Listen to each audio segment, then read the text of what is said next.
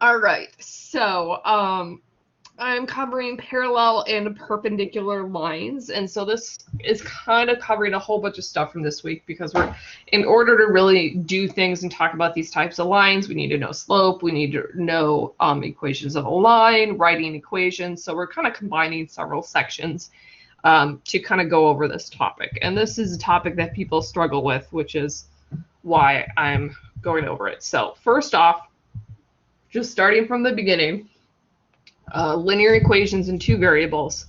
So basically that just means you have an x and a y, and when you graph it, it gives you a line. And standard form has the variables on the same side, and then it's equal to a number. There are alternate forms. We have y equals mx plus b, which is slope-intercept form, and that is the most commonly used. And then y minus y1 equals m times x minus x1 is point slope form. And we are going to be using both of these forms depending on the information they give us. We're not really going to be using standard form. You may get an equation in standard form, and generally you'll always want to convert it to usually slope-intercept form. And then we use point slope form when we're writing equations. So each of these has its own use. Okay. So you said, sorry, just to really quickly. Go ahead. You said that, so if it's in standard, if you get to an equation that is in standard form, you want to change it to the slope-intercept form, or? Yes, because usually you'll be given something in standard form and then it's asking you questions about it, and you can only answer those questions if you're in slope-intercept form, generally. Unless it's asking for intercepts. Finding x and y intercepts are the only time you'd leave it in standard form. Otherwise, you're going to want to convert it to slope-intercept, because you're usually asked to find the slope. So that's right. So then, okay, we're going to want to solve for y so we can actually read the slope and not have to like find it by hand. Right. Okay.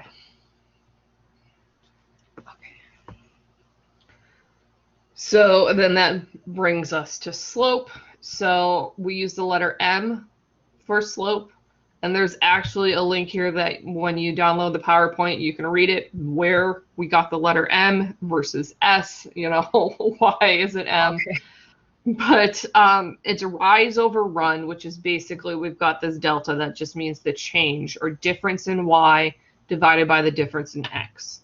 So when you actually like put this into math, it's y2 minus y1 over x2 minus x1. And concept of slope is really, really important when you're talking about parallel and perpendicular lines, which is why I'm bringing this up again.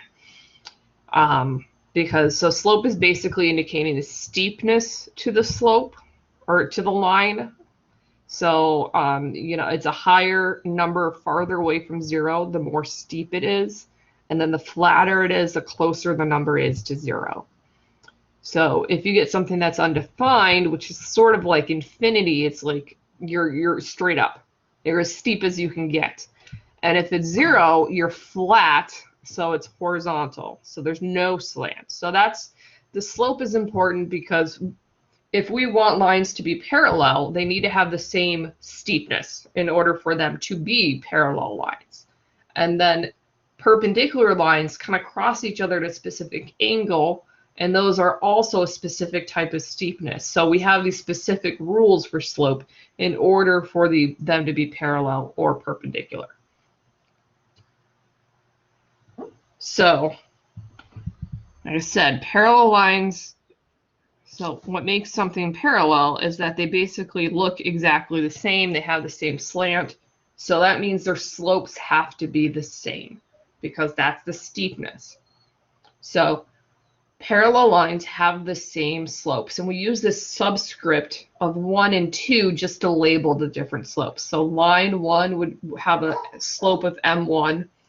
Line 2 would be a slope of m2. So you might, if you've ever taken a geometry class, you may have seen things with lines labeled with cursive L's and stuff like that. So they have to have the same slope in order for them to be parallel.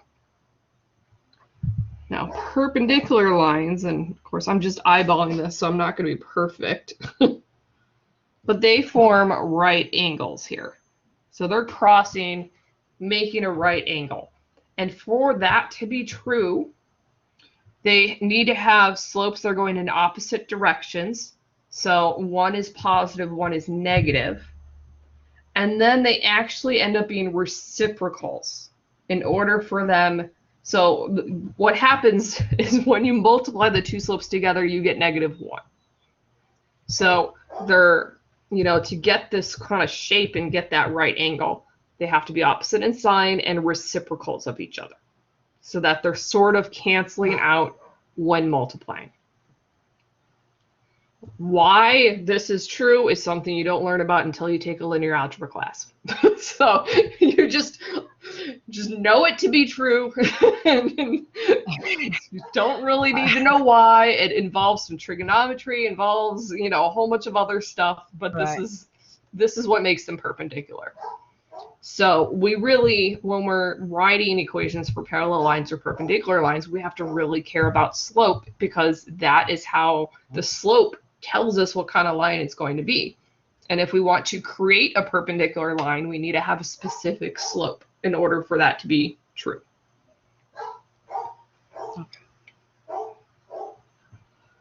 So we're just going to get some practice just with the slope. So we have a line that has a slope of -4. So if we were to visualize that, that's just going down. I don't know exactly what a -4 slope will look like, but it's going down.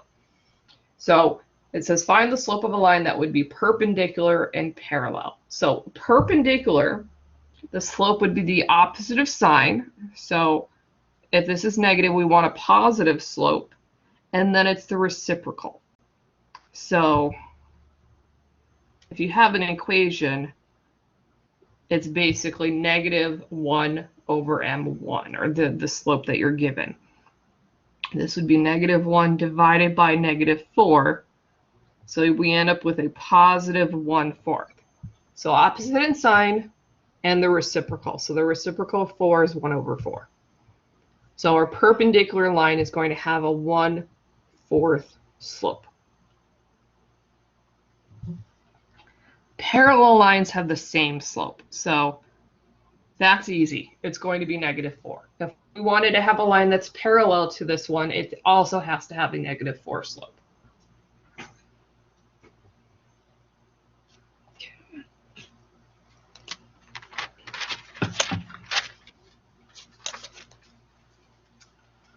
So here's a different type of problem. We've got two lines. One has a slope of 2/3. The other one is 3/2. So are these parallel? Are they perpendicular? Or are they neither one? Because you could be slanted and not, have that, like, the neither would be like maybe something like this. It's not forming a right angle, but they're crossing somewhere. So well, they'd have to be perpendicular, right? Because they don't have the same slope. Yeah. So first, parallel means the slopes are equal. So 2/3 here and 3/2, those are not equal, so it's not parallel. Right. Now the thing about the perpendicular is that they have to also be opposite in sign. So these are the same sign. So that actually tricks up a lot of people. So it's sometimes easier for people to think about you multiply them and then they have to give you a -1. So if we multiply these slopes together, we have 2/3 and 3/2. We're going to get a +1, not a -1. So it's close, but they don't have opposite signs. So they're not perpendicular either.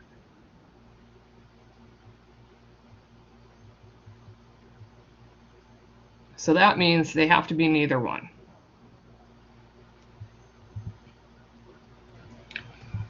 So if I tried to maybe eyeball this, let's see, up 2/3 might be like a line going like this. The other one's up 3/2. This is be sort of roughly what they look like. Now that I've kind of put my grid. So it's got some sort of like acute angle in between them. The angle is going to be less than 90 degrees. They're both positive, so they're both going up. They don't have that 90 degree, but they're not parallel either. They're just going to be sort of slanted into each other.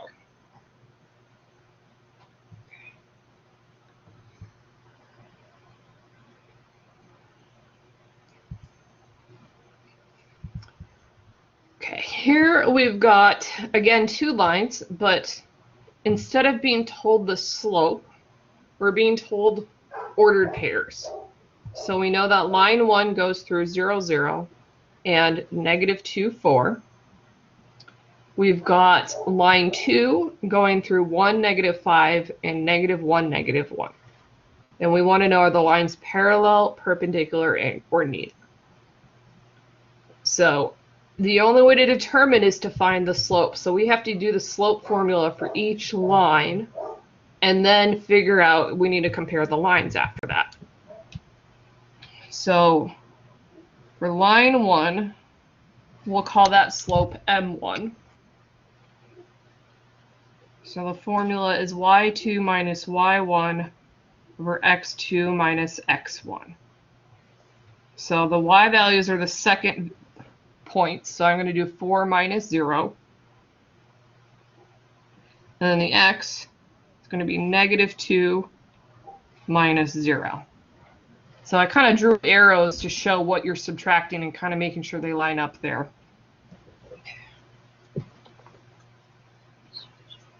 So this gives us 4 over -2, or a slope of -2. So then we need to find the slope for the second line. Again, y2 minus y1 over x2 minus x1. So I'm going to take -1 minus 5, and then -1 minus 1. So -1 minus 5 is -6. -1 minus 1 is -2. And -6 divided by -2 is a +3. So are these, it'd help if I spelled parallel right. The question is, are these parallel? And they're not the same slope. So we didn't get the same number. Yeah, so they're neither again, right? Because they're not. They're neither again. That's correct. So in this case, they are the opposite sign, but they're not reciprocals. Reciprocals, So, right? Okay. Yeah. So then this means that they are neither. And when you actually have like points like this, we can use Desmos to even visualize this. So I'm going to bring up Desmos, which is a great tool when you do stuff with graphing. So I'm going to put in. I'm not going to lie. I struggled really bad with the Desmos site. I could not. I mean, I think I finally did figure it out at the end, but I was really having a hard time with that site. Mm-hmm. Just yeah. So I have a video in the class going through Desmos. I think it's in the week 7 videos. Okay, I might have to look so for that one. Yeah, you might have missed that. So this is how you enter in ordered pairs. Now, if you want them to be connected, what we do is we hit the plus button, and then we do a table instead. So I'm going to put in these same points, but in the table. Oh, okay. And then I'll just delete these. And then you click and hold, and then you can do line. And so it's not going to be perfect. It's just a line segment, but at least you can connect them. And you can see, okay, that was our slope of -2. Our second line, so I'm going to make a second table here. And that was 1, -5, -1, -1. And wait a minute, that -1, -1, 1, -. Okay. Am I misreading?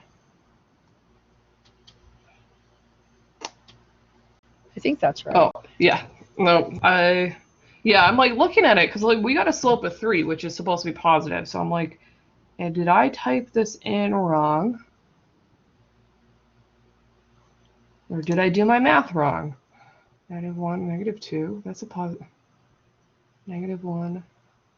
Oh, I did my math wrong. There it is. And this is why this is why we check with the graph, you know, because we have y2 minus y1.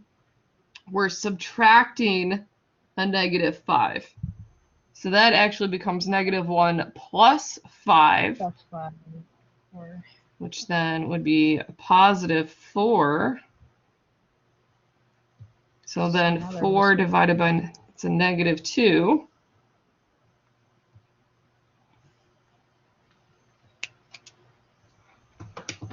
So see, it's really easy. They're actually parallel. It's super easy. Even I make mistakes with my signs. But this is why I'm teaching you. It is easy to mess up on those negatives when it's, you know, a number minus a negative, whatever. Minus like, another it's easy negative. to lose that negative. Yep. Yeah. That's usually where I lose them. And so now this makes sense because if you look at the lines, you can see that they look like they have the same slant. And if we continued, you know, drawing our line, you can see that, you know, they do look parallel. Right. I wish I could click and drag them, but I can't. But it matches our pictures. And so that's one of the reasons why I show how to, yeah, I can show you how to check your work and I can be like, okay, this is what it's supposed to. Something's wrong here. We messed up.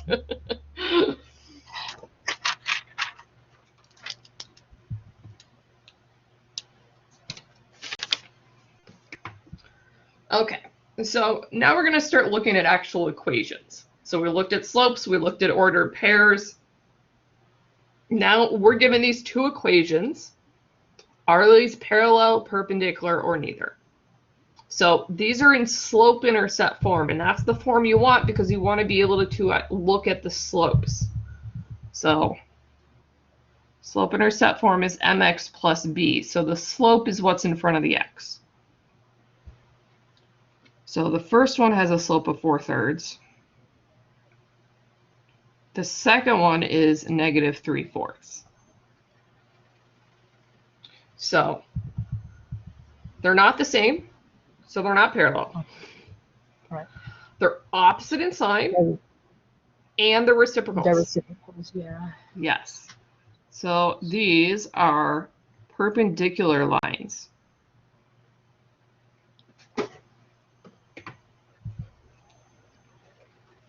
It's a lot easier to look at these when you have equations.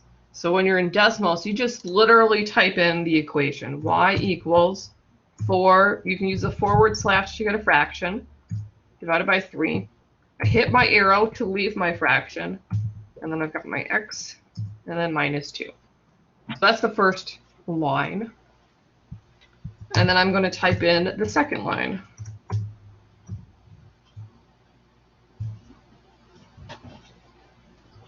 And so while we can't actually see what the angle is here, visually it does look like a right angle. It looks like they form a really good plus. There is another website called Geogebra that actually is geometry and algebra. So it's geogebra.org. I don't use this one as much, but it's really nice for perpendicular lines.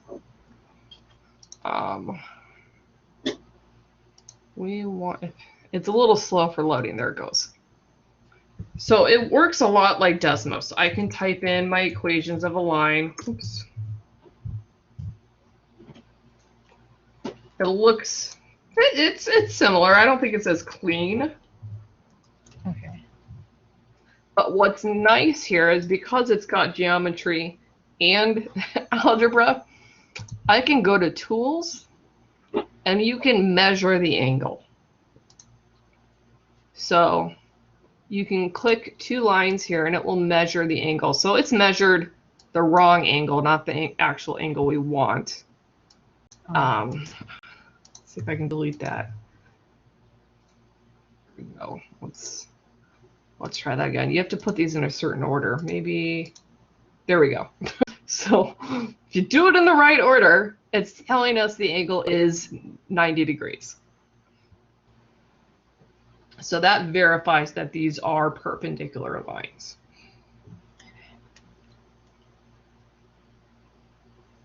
But you can basically eyeball that on Desmos without having to like actually check it.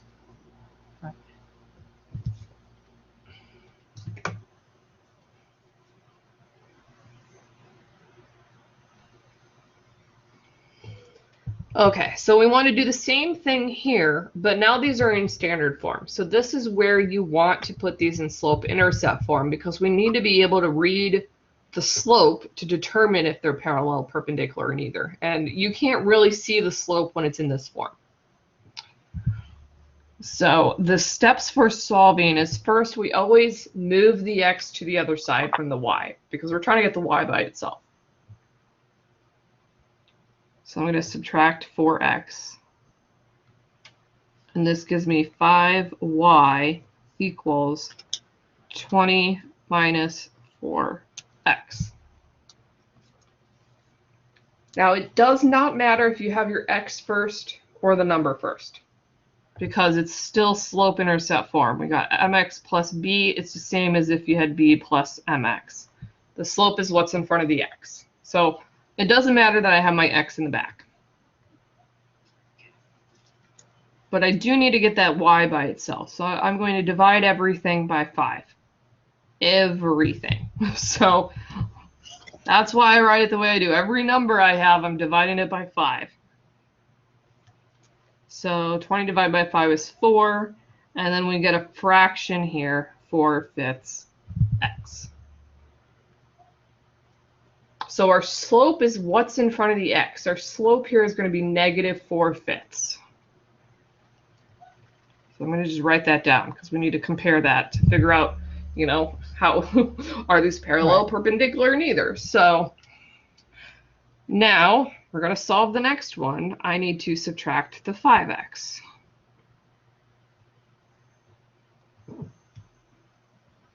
So be careful because that's a negative 4y. Don't lose that negative sign. It's a very easy thing to lose. Then we'll divide everything by negative 4. And you need to be very careful when we're dividing by these negatives. So I have y equals 60 divided by 4. It should be negative 15. Then I have a negative 5 divided by negative 4. So that becomes a positive 5/4 x. And so our slope for this line is 5/4.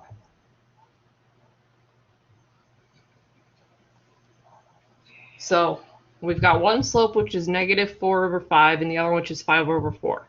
Are these going to be parallel, perpendicular, or neither? Perpendicular.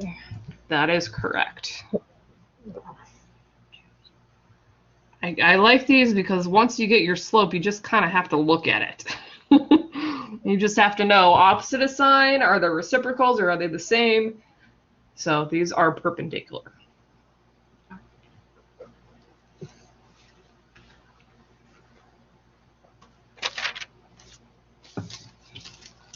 Okay, so now this is the hard part. It's not that hard, but this is where there's more work and people start to, you know, make mistakes. So we've got a line here, 5x plus 3y equals 6. So we've got an existing line and we want to find a line that's parallel to it and then another one that's perpendicular to it, and they're both going through a specific point. So we're writing two equations here. One of them is for a parallel line, one is for a perpendicular line. So in order to write the equations for parallel or perpendicular lines, we first need to figure out the existing slope for the line they gave us. So we have 5x plus 3y equals 6. So we have to put this in slope-intercept form. So we're going to be subtracting the 5x. And we get 3y equals 6 minus 5x. And then divide everything by 3. And so this gives us y equals 2 minus 5/3 x. So the slope for the line they gave us is negative 5/3. So our parallel line also needs to have a slope of negative 5/3. Our perpendicular line is going to be the opposite in sign, so it's going to be positive, and then it's the reciprocal, so that's going to be 3/5. So we're going to be writing two different equations with two different slopes. And this is where we want to use point slope form, which is y minus y1 equals m times x minus x1. So we're going to use the slope, the m1 or the m2, based off of if we want the parallel or perpendicular. And then we're going to use that ordered pair they gave us, 2, 0, because we want to make sure it goes through that point. So y minus 0, because that's the y value for that ordered pair. I'm going to plug in negative 5/3 for our slope. And then x minus 2. So that's our x1. And now we're going to distribute on the right. And you want to put this in slope-intercept form because that's the form that we usually use. So y minus 0 is just y. That's easy enough. And then I need to multiply the negative 5/3 through the parentheses. So this is going to be giving me negative 5/3 x. Then we have a negative times a negative. So that's going to give me a positive. And then when you have a fraction times the whole number gets multiplied by the top of the fraction. So 5 times 2 is 10. So this is going to give us 10/3. So this is our equation for a line that's parallel to the one they gave us, and it goes through that specific ordered pair. Okay. And I'm going to bring up Desmos so you can see this. So first off, I'm going to put in the equation of the line that we got. 5x, oh, help if I'm actually typing it, 5x plus 3y equals 6. We want our line to go through 2, 0. So I'm just making sure we're just going to label it. So we want to make sure it goes to that point. So the equation we got for our parallel line is y equals negative 5/3 x plus 10/3. And so you can see, okay, it is going through that point, and you can see that it's parallel to the existing line. And you can see it really nicely. They've got the same slope. It's really nice. So now let's find the perpendicular line. So it's basically the same work, it's just with a different slope.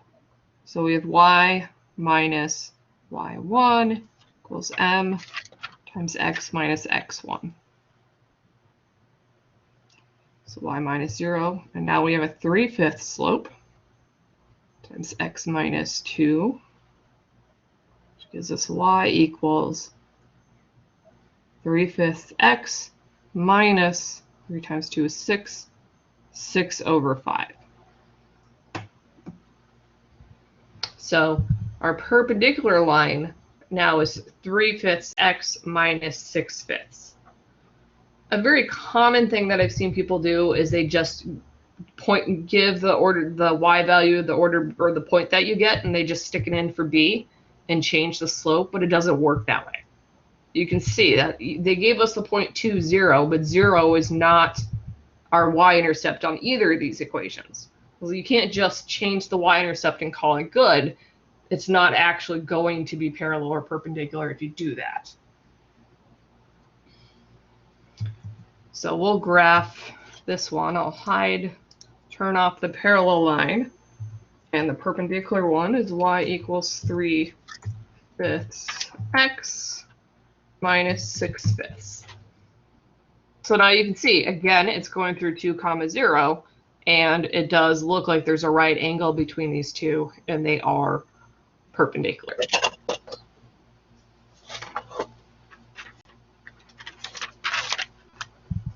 If I had just had it go like, yeah, go ahead.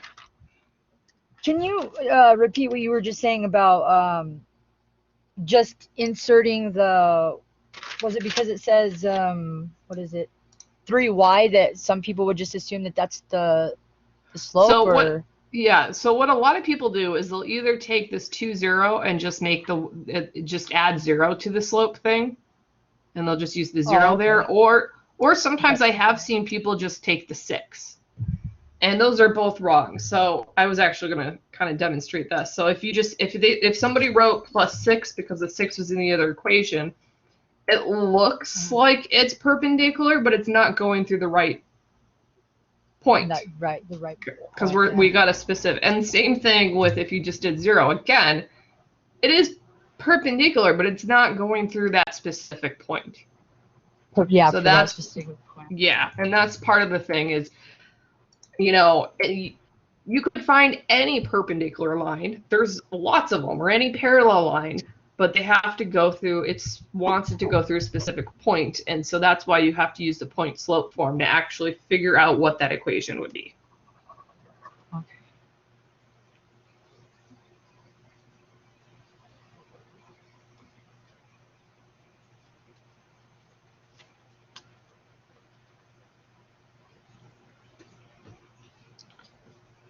This one is a very good example of that, because in here, this one, the equation is y equals 3x plus 1.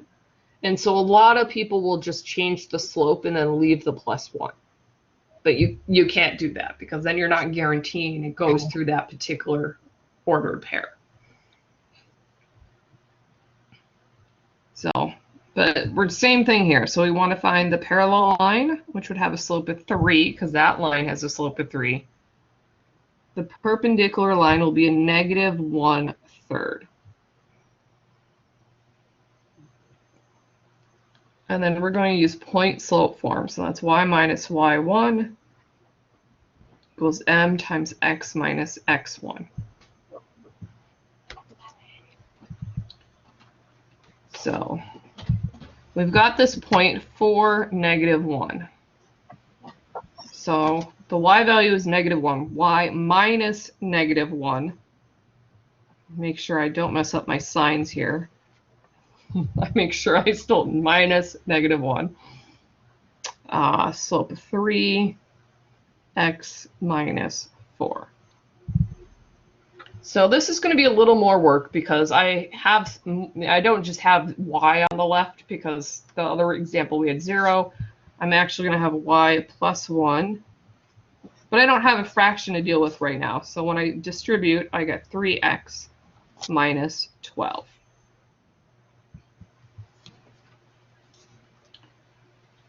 So then all I need to do is subtract 1 from both sides to get the y by itself. We get y equals 3x minus 13. And that would give us a parallel line, and going through the specific point that they gave us.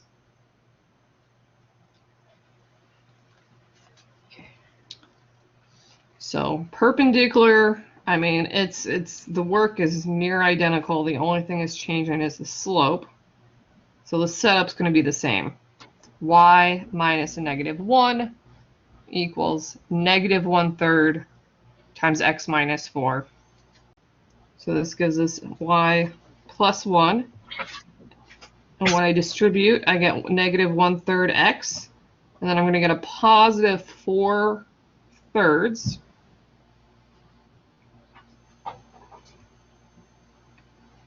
And then we will subtract 1. And I get y equals -1/3 x.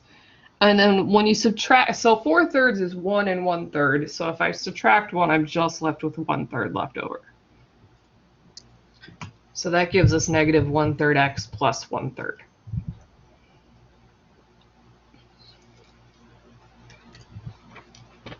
Now, a lot of times if you're asked to find, you're not going to be asked to find both parallel and perpendicular. You'll be told to do one of them. But I like to practice doing both of them just so you can see how they're similar and how that one change of the slope makes a very big difference in your equation. Right. Plus, you get good practice with doing this point slope form. Yeah.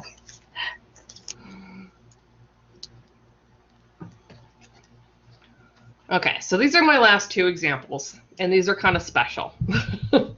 So we're two different problems here. We just want to find an equation for the specific thing they're telling us. So on the left, we have a line, and we want to find the equation for the line that passes through 3, 1, and is parallel to the line y equals -4. So if you look at this, there is no slope because there's no x in that. We just have y equals -4. So that means our slope is 0. This is a horizontal line. This is really, really important to recognize. That if you don't have an x, we just have a horizontal line at -4 here. So this is the line, and so our slope is 0. We want to write an equation for a line that's parallel to that. So we're also going to have a slope of 0. It's also going to be a horizontal line. And horizontal lines are always given by the y value. So we have this ordered pair, 3, 1, that we want it to go through. The y value is 1.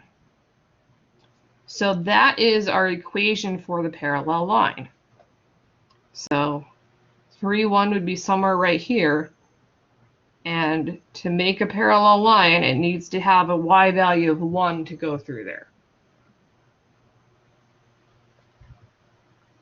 So if you're asked for parallel or perpendicular for like a horizontal line, you have to kind of think about what's going on. And it helps to draw a picture and realize, okay, this is horizontal, so my parallel line also has to be horizontal. And equations for horizontal lines are just the y value.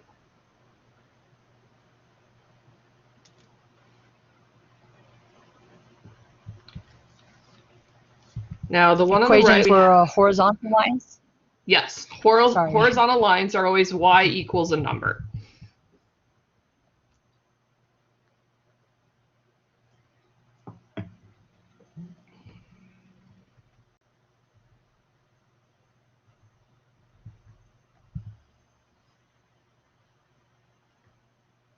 And vertical lines are always x equals a number. So it's kind of like the opposite of what you would think. You know, y is vertical, the y-axis is vertical, but actually if you y equals, that gives you a horizontal.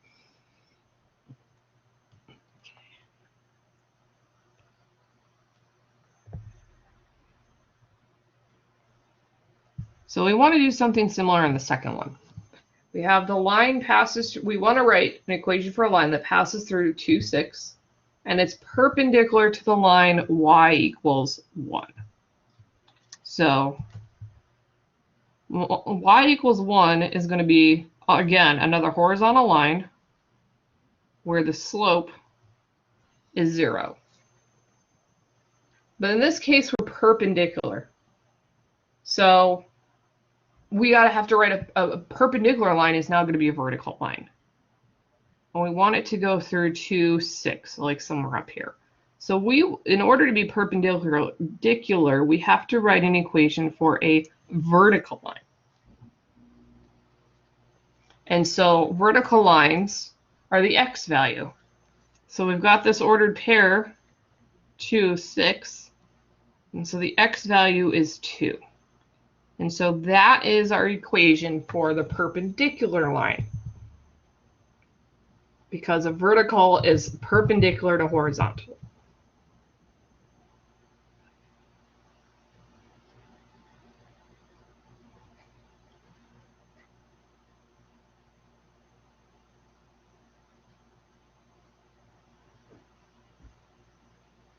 So these are tricky because you have to first recognize that you've got special lines here. And then you have to kind of draw a picture because that's telling you if you're going to find, like, are you finding another horizontal line or are you finding a vertical line? You know, or sometimes do they give you a line? Is the line they're giving you vertical and now you're finding horizontal? You have to kind of draw a picture for these kind of situations because you don't have a normal equation that you're given.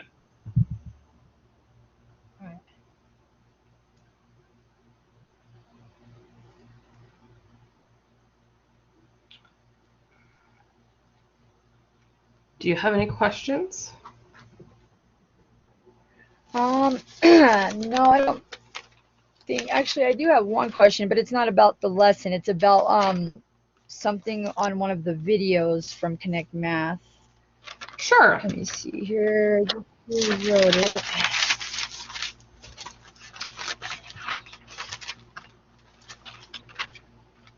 Okay. So it was on the videos 3. On the first video, it was the introduction to slope. It says something about. It says, let me see, where was it? Like writing the fraction. Okay, because the equation was, let me see, it was 1 over 17.5. And in the video, it said to multiply it by 10 over 10. Are you wondering why? Well, yeah, I just wanted a little bit of a better understanding. I know it says that it doesn't change the fraction or anything, it just changes the appearance. But like, I guess I just don't understand how, like, how do you know when to apply that, or do you know what I mean? Yeah. Yes. So this would be like every equation. Right.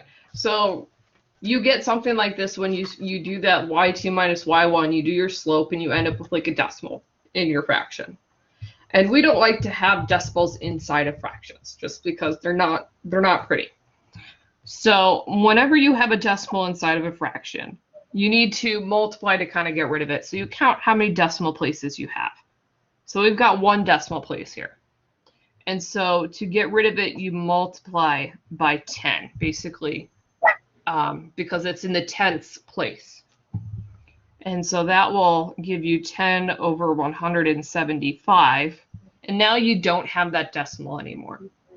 And then you can reduce it. Oh, okay. And yes. So let's see, we can divide these both by 5. 10 divided by 5 is 2. 175 divided by 5 gives me 35 in my calculator. So that gives you 2 over 35. Okay. So that's all. If it was like if you had 2 decimal places, you would multiply the top and the bottom by 100. You're just trying to get rid of that decimal so that you have something to reduce. Another way to do it is like we have this 1 over 17.5. Instead of multiplying by 10, which is the easiest, you could notice that if it's 0.5, if you multiply by 2, you'll get rid of the 0.5. And you could actually, that will give you your 2 over 35 right away. But and that's kind of harder to do. That only works if you know what fraction that decimal is. So if you had something like 0.48, you wouldn't necessarily know what you need to multiply by to get a whole number from there. But if 0.5, you know, is 1/2, so you can multiply it by 2. If it's 0.25, you can multiply by 4. If it's like 0.33, it's 1/3, you can multiply by 3. But the other types of decimals, it's just a lot easier to multiply by powers of 10. Okay, that makes sense. That makes more sense. Thank you. Yeah, so that's all that was going on there. And just because we really don't like to have decimals inside fractions, and I see people do that all the time, and I'm like, no, it's gross. You're combining 2 separate things. know, it's fine while you're doing your math in the process, but we don't want that for the final answer. Right. Okay.